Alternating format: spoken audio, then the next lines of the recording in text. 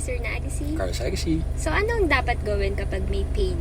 Pag may pain ka habang gumagawa ng exercise, ibig sabihin may impingement ka or ayaw ng katawan natin ng ganun movement. So, iwasan natin and then start from the basic, sobrang gaang, halos walang weight, para palakasin muna natin yung tendons and ligaments kasi mas unang lumalakas ang muscle.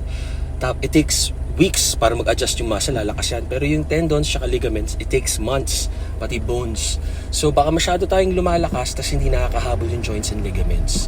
And then, ang mga basic na pwedeng pagsabayin, yung opposing muscle. Kasi habang ginagawa mo yung muscle na to, nare-relax yung kabilang muscle. Kunwari, back, habang nagbaback ka, nare-relax yung chest. And then diretso ka sa chest exercise like dumbbell press, and then balik ka na naman sa lat pull down or row, and then incline dumbbell press.